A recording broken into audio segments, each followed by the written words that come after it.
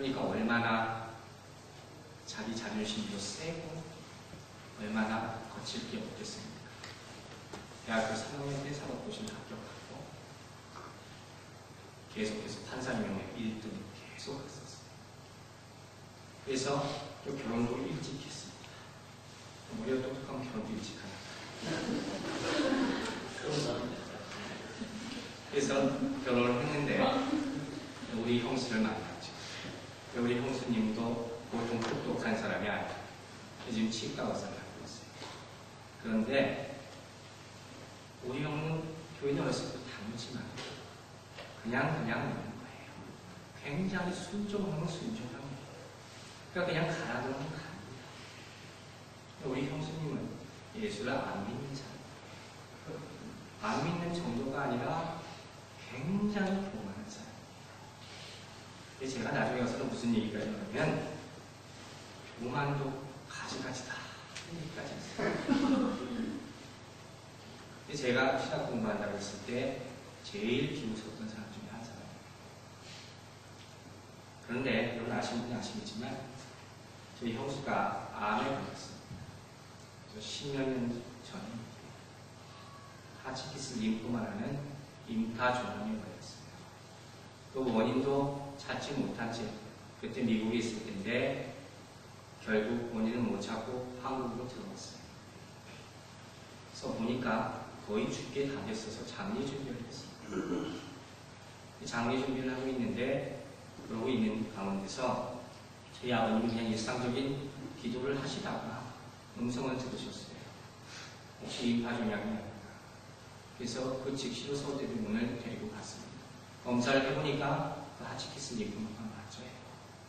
그런데 이미 그때는 말기로 판명이었어요. 어쩔 수가 없는 거였어요.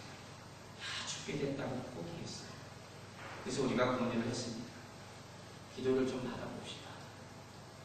그 교만한 사람이 기도를 받겠습니까? 무슨 기도냐. 그러다가 설득을 해서 한 분 여자 전도사님에게 기도를 받게 됐어요. 한 번도 하고 나버렸어요. 하나님의 사랑이죠. 지금도 물론 약하게 투영하고 있지만 똑똑한 자신 없어요. 그리고 나서 제가 미국에 와서 있으면서 자주 전화로 기도를 하고 얘기도 했는데 들을 때마다 옛날에는 목소리가 칼같아요. 날카롭던 사람이 어느 순간부터 목소리가 온화하게 변하는 것을 느낄 수 있었어요. 그래서 제가 얘기했어요. 형수님 예수 만나요. 열심히 지금 성경 공부하고 있어요. 여러분, 이런 축복이 여러분이 있기 바랍니다. 저는요, 목사로서 딴 거 안 봐요. 이 가운데 똑똑한 분들 참 많은 거 제가 압니다. 근데 저는 여러분들이 영혼 받았으면, 영혼 구원받았으면 이거 하나밖에 몰라요. 그거 없으면 아무 소용 없는 거예요. 그렇게 똑똑한 거 갖고 하나를 가질 수 있을 것 같아요. 안 되는 거예요. 구원받으면 그 삶이 바뀌어집니다. 자, 오늘 큰 제목 첫 번째는 우리가 마음에 찔림이 있어야 된다. 그런 얘기를 했어요. 오늘 우리 말씀이 우리에게 주시는 두 번째 사실은 무엇이냐? 바로 하나님께서 우리에 대한 배려하신다는 거죠. 즉, 긍휼히 여기는 마음이에요. 불쌍히 여기는 마음이에요. 오늘 본문에 뭐라고 했습니까? 왜 죄를 졌다는 게 있습니까? 알지 못하니까. 모르기 때문에. 그렇죠? 그럼 생각해 보세요.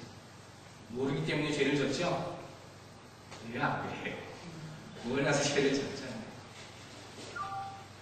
이런 얘기하면 또 고개를 못 듣는 분도 많아요. 모르기 때문에 죄를 졌어요. 그러나 이제는 깨달았어요. 그렇죠? 이제는 깨달았단 말이에요.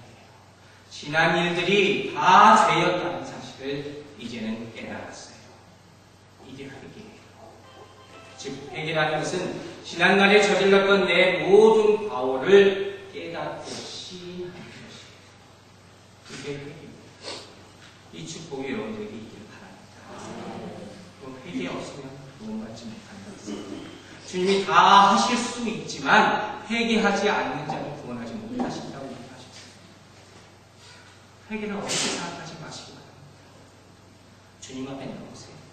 그 다음부터는 주님께서 인도해 주십니다. 내가 억지로 부르짖는다고 되는 게 아니에요.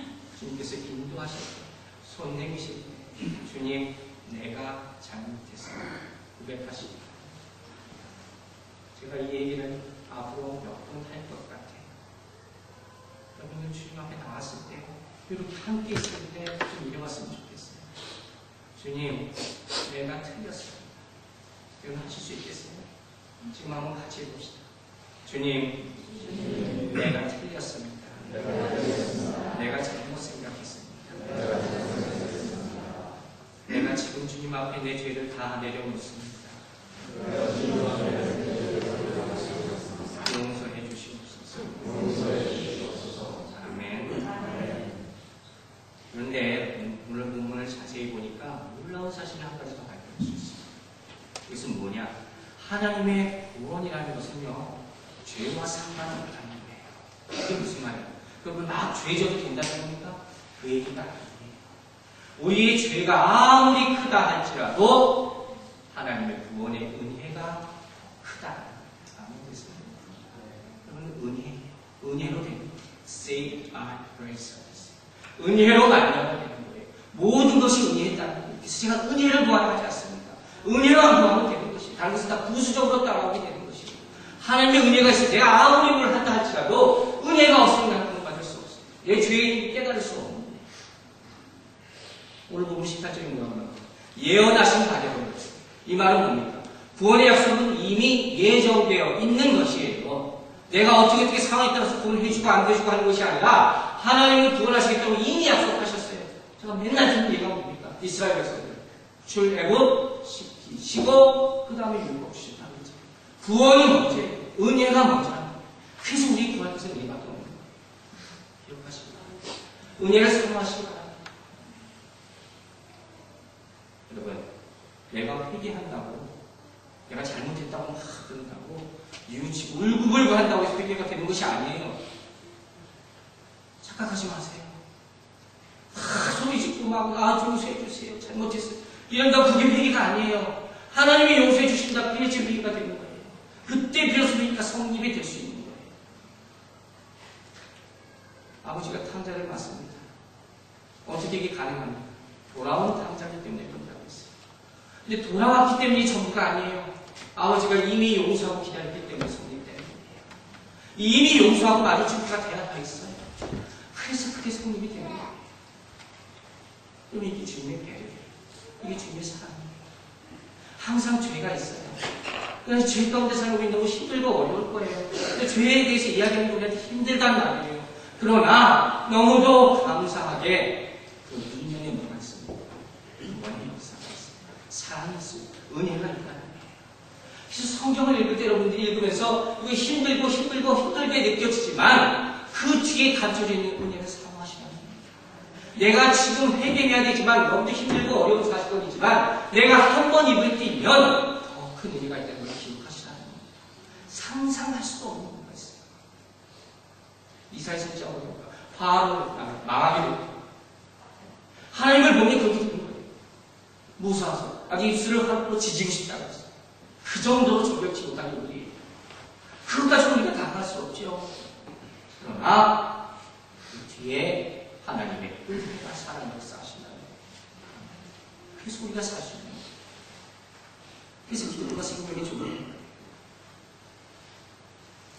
자, 그렇다면 이렇게 회개하고 돌이키는 자에게 주시는 하나님의 보상이 있습니다. 그게 뭐겠습니까? 오늘 보면 19절과 20절 나오는 말씀입니다. 회개하고 돌이키는 자에게 주어질 보상. 그 첫 번째는 무엇이냐? 죄 없이 함을 받게 된다는 것입니다. 여기서 죄 없이 함을 받는다는 의미는 지우개를 지우는 거예요. 물론 깨끗이 씻어버리는 거예요. 여러분 기억하시기 바랍니다.